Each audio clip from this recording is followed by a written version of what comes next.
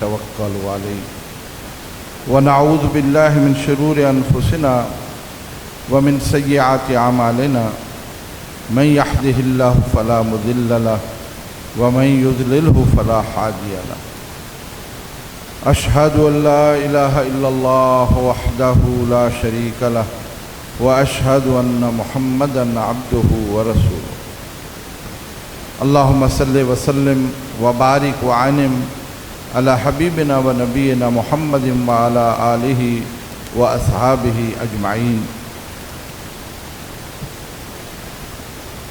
اللہم لا علم لنا الا ما علمتنا وعلمنا ما ينفعنا وزدنا علما رب اشرح لي صدری ویسر لي امری واحلل عقدۃ من لسانی یفقہوا قولی اعوذ باللہ من الشیطان الرجیم بسم اللہ الرحمن الرحیم یا ایہا الذین آمنوا ان تنصروا اللہ ینصرکم ویثبت اقدامکم۔ گرامی منزلت خطیب ابن خطیب حضرت علامہ حافظ عبد الرحمن صاحب، فضیلت مآب علماء و مشائخ، واجب الاحترام سامعین محترم، آپ نے مجھ سے پیشتر بڑی ہی پرجوش خوبصورت گفتگو سماعت کی ہے، اور خاص طور پر ختم نبوت کے حوالے سے مولانا یوسف اسروری کی گفتگو دلائل سے بھرپور تھی۔ یقیناً آپ حضرات نے اسے بہت اچھے انداز سے اپنے دل و دماغ میں بٹھایا ہو۔ مجھے اس موقع پر آپ سے چند گزارشات ہی کرنی ہیں، اس لیے کہ اسٹیج کی رونق اس وقت وہ علماء ہیں جو ہمارا سب کا سرمایہ بھی ہیں، اور ان کی ہی گفتگو سننے کے لیے آپ بےتاب بھی ہیں۔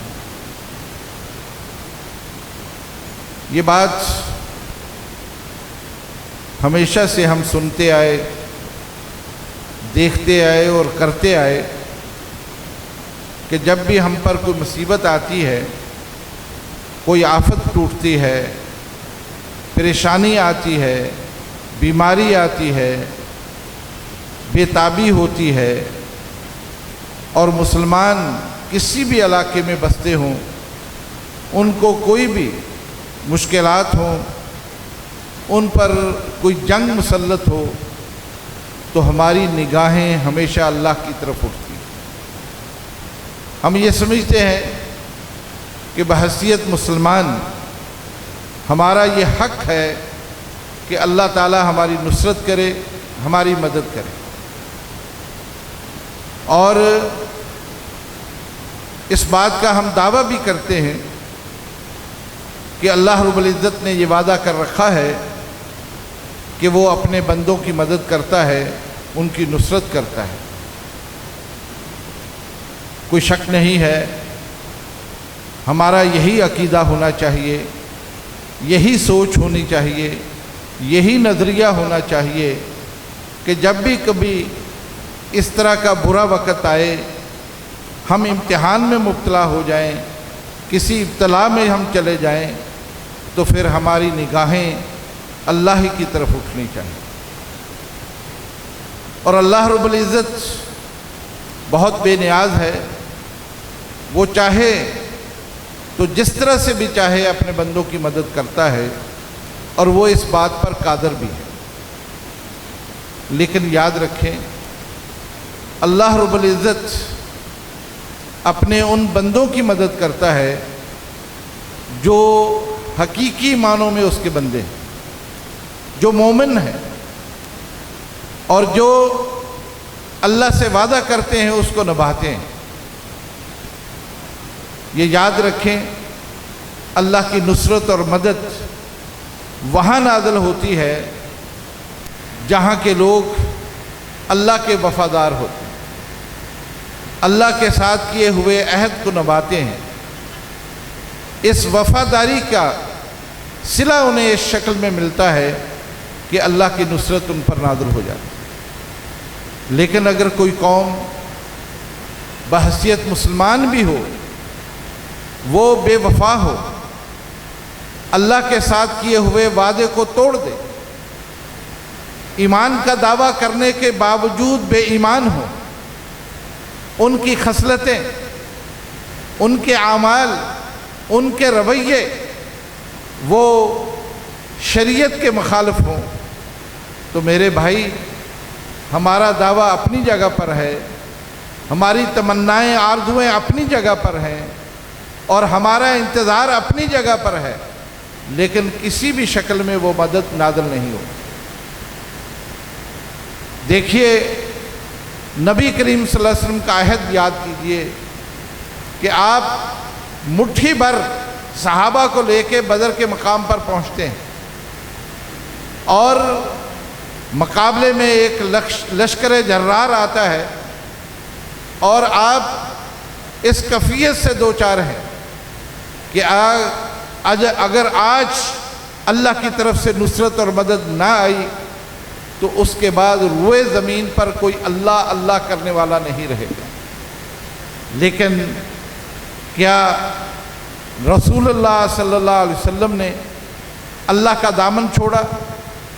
اس ایمان کی کفیت میں عقیدے کی بنیاد پر اللہ ہی سے مدد مانگی، اور آپ نے علماء سے سنا، سیرت میں پڑھا ہوگا کہ اس موقع پر رسول اللہ صلی اللہ علیہ وسلم نے کس قدر طویل دعا کی، کس قدر طویل اللہ سے مدد مانگی، تب جا کے بدر کے میدان میں وہ کفیت پیدا ہوئی کہ اللہ کی طرف سے فرشتے نازل ہوئے اور اللہ کی طرف سے نصرت ان کو میسر آئی۔ میرے عزیزوں، دوستوں، بھائیوں، کہ آج جن مشکلات میں مسلمان ہیں، خواہ وہ پاکستان میں ہیں، پاکستان سے باہر فلسطین میں ہیں، وہ کشمیر میں ہیں، وہ کسی بھی اور اسلامی ملک میں ہیں، کیا آج ہمارے اعمال اس قدر اس لائق ہیں کہ اللہ کی طرف سے ہمارے اوپر مدد اور نصرت آئے؟ ہم نے وہ اسلام کے مبادیات، وہ عقائد جو ہمارے لیے لازم تھے، ان کے اندر بھی نخرے پیدا کر دیے، ان کے اندر بھی ہم نے طرح کے اضافے کر لیے، اور ان عقائد سے چھوڑ کر ہم نے نئے عقیدے گھڑ لیے، اور پھر توقع اور امید رکھتے ہیں کہ اللہ کی طرف سے نصرت ہے۔ یہ کیسے ممکن ہے؟ میرے بھائیوں، اسلام ہم سے یہ تقاضا کرتا ہے کہ میں عملی مسلمان ہوں، محض نام کا مسلمان نہ ہوں۔ اور خاص طور پر میں یہ عرض کر دوں کہ اہل حدیث، یہ کانفرنس مرکزی جمعیت اہل حدیث کے سٹیج سے ہر سال یہاں منعقد ہوتی ہے، خاص طور پر اہل حدیث، ان کا تو ہمیشہ یہ طرز عمل رہا ہے کہ ان میں کبھی کوئی بے نماز نہیں ہوتی۔ مجھے یاد ہے کہ ہم جس گاؤں سے میں تعلق رکھتا ہوں، اس گاؤں میں ایک چھوٹی مسجد اہل حدیثوں کی، اور جو گھر اہل حدیثوں کے تھے وہاں، ان کے بڑے، ان کے جوان، ان کے بچے اس مسجد کے اندر ہمیشہ نماز پڑھنے کے لیے آتے، اور اس کے ساتھ دوسرے مسلکوں کی مسجد موجود تھی، جبکہ پورے گاؤں کی آبادی کا زیادہ حصہ ان کے ساتھ تعلق رکھتا تھا، لیکن وہاں فجر کی نماز میں چند لوگ ہوتے۔ یہ فرق ہوتا تھا اہل حدیث اور دوسروں کے اندر، لیکن آج وہ کفیت نہیں رہی۔ میں یقین سے کہہ سکتا ہوں، اگر آج بھی مسلمان فجر کی نماز با جماعت ادا کرنے کا وعدہ کر لیں، اس پر قائم ہو جائیں، اللہ کی نصرت اور مدد نازل ہو جائے، لیکن ایسا نہیں ہوتا۔ یہ علماء بیٹھے ہیں جو نمازوں کے پابند ہیں، نماز پڑھاتے ہیں، مسجدوں کی امامت کے فرائض بھی سر انجام دیتے ہیں، باقی نمازوں میں تو پھر بھی چند لوگ نظر آتے ہیں۔ فجر کی نماز میں مسجدوں کا کیا حال ہوتا ہے وہ یہ جانتے ہیں، اور آپ میں سے وہ لوگ جو اس کے پابند ہیں انہیں معلوم ہے کہ مسجدوں کی کیا کفیت ہے۔ میرے بھائی، حالت تو یہ ہے کہ ہم نماز پڑھنے کے بھی عادی نہیں اور توقع رکھتے ہیں کہ اللہ اپنے فرشتے بھیجے اور ہماری جگہ وہ لڑے؟ یہ کیسا تصور ہے؟ یہ کیسی فکر ہے؟ یہ کیسا عقیدہ ہے کہ نام کے ہم مسلمان ہوں اور توقع رکھیں کہ ہماری جگہ اللہ آ کے لڑے؟ یہ تو وہی بات ہے نا، وہی کمزوری ہے جو بنی اسرائیل کے اندر تھی۔ آج وہی کمزوری ہمارے اندر آ گئی۔ ہم یہ سمجھتے ہیں کہ عملی طور پر ہم کمزور ہوں۔ میں انتہائی گستاخانہ انداز میں بھی یہ بات کر رہا ہوں کہ وہ ہمارے تاجر برادری جو تجارت کرتے ہیں، سینے پر ہاتھ رکھ کر یہ بات بتائیں کہ وہ کس طرح کا مال بیچتے ہیں، کس طرح کا مال وہ لوگوں کو دیتے ہیں۔ میرے بھائیوں، حالت یہ ہے، میڈیکل سٹور ہو، دودھ کی دکان ہو، کریانے کی دکان ہو، لوگ جاتے ہیں سودا لینے، سوچتے ہیں کہ یہاں سے خالص چیز ملے گی کہ نہیں، یہ سوچتے ہیں کہ کوئی خالص چیز ملے گی کہ نہیں۔ یہ مسلمانوں کی بستیاں ہیں، یہ مسلمانوں کا ملک ہے۔ حالت یہ ہے کہ ہم ایک دوسرے کو کھا رہے ہیں اور توقع رکھتے ہیں میری جگہ اللہ آ کے لڑے، میری نصرت اللہ کرے، میری نصرت مدد اللہ کرے۔ یہ کیسے ممکن ہو سکتا؟ آپ دیکھیں ہماری عدالتوں کا کیا حال ہے۔ صبح سے لے کے شام تک کسی کچہری کا چکر لگاؤ، پتہ چل جائے گا کہ وہاں کیا ہوتا ہے اور کس طرح سے وہاں ظلم بانٹا جاتا ہے، انصاف بیچا جاتا ہے۔ روزانہ کروڑوں کا کاروبار ان کچہریوں میں ہوتا ہے۔ وہ کون کرنے والے ہیں؟ یہی ہمارے مسلمان۔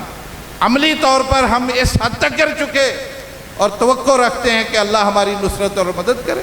یہ کیسے ممکن ہو سکتا ہے؟ اور یار، اس سے بڑی بات کیا ہے کہ ایک اسلامی ملک ہے، دین ایک، کتاب ایک، حدیث ایک، فقہ ایک، تصور ایک، لیکن یہاں دین کے اندر بھی ملاوٹ ہوئی، دین کے اندر ملاوٹ ہوئی، کرنے والوں نے بڑی جرأت کے ساتھ وہ ملاوٹ کی۔ آج ہمارے سامنے لوگوں کے لیے یہی سب سے بڑی مشکل ہے۔ منہ پھاڑ کے کہتے ہیں کون سا اسلام مانے۔ وہ میرے بھائی، جہاں یہ صورتحال ہو وہاں یہ توقع رکھیں کہ اللہ مدد کے لیے آئے گا، اللہ نصرت کے لیے آئے گا، اللہ تمہاری مدد کرے گا۔ جہاں دین خالص نہیں، چیزیں خالص نہیں، لوگ خالص نہیں، لوگ مخلص نہیں، عقیدہ صحیح نہیں، وہاں اللہ کی مدد کبھی نازل نہیں ہوتی، وہاں اللہ کی مدد کبھی نہیں آ سکتی۔ یہ بھول ہے میرے دوستو۔ آپ چاہتے ہیں فلسطین کے اندر جو ظلم ہو رہا ہے وہ بند ہو، واللہ العظیم بند ہو سکتا ہے، 1 گھنٹے میں بند ہو سکتا ہے۔ آپ سب اپنا قبلہ درست کرو، آپ سب اپنا عمل درست کرو، جو کام کرتا ہے انسان بنے، مسلمان بنے، اپنے کرتوت صحیح کرو، اپنے عمل صحیح کرو، اللہ کی نصرت اسی وقت نازل ہو سکتی۔ لیکن باتیں کرنے سے کچھ نہیں ہوگا، دعوے کرنے سے کچھ نہیں ہوگا۔ ہم ہاتھ پہ ہاتھ رکھ کر بیٹھے ہیں، کب اللہ کی غیبی مدد آئے، کب اللہ کے فرشتے آئیں؟ میرے بھائی، ایسا کبھی نہیں ہو سکتا۔ اس کے لیے سب سے پہلے مجھے اور آپ کو درست ہونا ہوگا، اپنا قبلہ درست کرنا ہوگا، اپنے آپ کو ٹھیک کرنا ہوگا، اس لائق بنانا ہوگا کہ ہم واقعی مسلمان ہیں اور اللہ پھر اپنے رحمت سے اور اللہ اپنے فضل و کرم سے ہماری مدد کرے۔ لیکن اس حالت میں جسے دیکھ کے شرمائیں یہود، جسے دیکھ کے شرمائیں یہود، واللہ العظیم دیکھنے میں آج سوشل میڈیا کا دور ہے، کیسی کیسی ویڈیو سامنے آتی ہیں پاکستان کی، شادی کی تقریب میں ننگے ڈانس ہو رہے اور اس طرح سے پیسے اڑائے جا رہے ہیں، فضا سے گرائے جا رہے ہیں، لوگ بھوکے مر رہے ہیں، ہیلی کاپٹر کے ذریعے سے ڈالر پھینکے جا رہے ہیں، موبائل پھینکے جا رہے ہیں۔ کیا یہ پاکستان میں نہیں ہوتی؟ اور توقع کیا ہے؟ اللہ ہماری مدد کرے، اللہ ہماری نصرت کرے۔ وہ میرے بھائی، شرم کا مقام ہے، ڈوب مرنے کا مقام ہے۔ اپنے کرتوتوں پر ذرا غور کریں، اپنے اعمال پر غور کریں، سمجھ آ جائے گی کہ ہم اس لائق ہیں۔ یہ اللہ کی طرف سے آزمائش، اللہ کی طرف سے مختلف امتحانات اسی وجہ سے آتے ہیں، اللہ کی طرف سے تنبیہ ہوتی، اللہ کی طرف سے یہ تنبیہ ہوتی، اور ہمیں باور کروایا جا رہا ہے کہ آج اگر وہاں یہ کیفیت پیدا ہوئی، خدا نہ خواستہ یہاں ہو جائے گی۔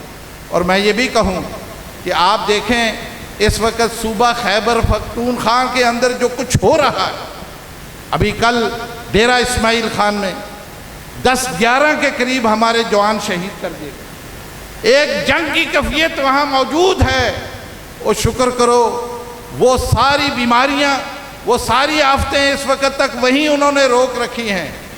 اللہ نہ کرے کہیں پاکستان میں پھیل جائے، آپ ایک دن ان کا سامنا نہ کر سکیں۔ اس لیے میرے بھائیوں، میں تنبیہ کرنے آیا، اپنے اعمال کے اوپر غور کرو۔ ہر آدمی دوسری کی طرف دیکھتا ہے، وہ چوری کرتا ہے، وہ ملاوٹ کر رہا ہے، وہ ایسا کر رہا ہے، وہ ایسا۔ خدا کے بندو، کسی کی طرف نہ دیکھو، اپنے آپ دیکھو۔ آپ بھی تو کچھ کر ہی رہے۔ ہمارے دفتروں کا کیا حال ہے؟ جو سرکاری ملازم ہے کتنی ڈیوٹی دیتے ہیں، آپ کے کتنے کام کرتے ہیں؟ حالات سب کے سب بگڑے ہوئے، اور توقع ہے کہ اللہ کی نصرت آئے، اللہ کی مدد آئے۔ میرے بھائیوں، یہ بھول ہے۔ اپنا قبلہ درست کیجئے۔ آپ کا تعلق کسی بھی شعبے سے ہے، آپ کا تعلق تجارت سے ہے، آپ کا تعلق ذمہ داری سے ہے، آپ کا تعلق ملازمت سے ہے، آپ کسی پولیس کے شعبے میں ہیں، آپ کلرک ہیں، آپ علماء ہیں، اپنے آپ کو درست کیجئے، کسی کی طرف نہ دیکھیے۔ آپ درست ہوں، معاشرہ درست ہو سکتا ہے، آپ کا رویہ درست ہو، معاشرہ درست ہو سکتا ہے۔ لیکن یہ توقع رکھنا یہ عبث ہے، یہ نالائکی ہے کہ ہم اپنے اعمال کی طرف تو غور نہ کریں، جو چاہے کرتے پھریں، اور توقع یہ رکھیں کہ ہمارے کام خود اللہ سنوار دے۔ ایسا ممکن نہیں ہوگا، ایسا کبھی نہیں ہوگا۔ اس لیے اگر آپ چاہتے ہیں کہ پاکستان سے باہر مسلمان باوقار رہیں اور عزت کی زندگی گزاریں، اللہ کی نصرت مدد آئے، تو ہم سب کو مل کر اس میں مددگار بننا ہوگا۔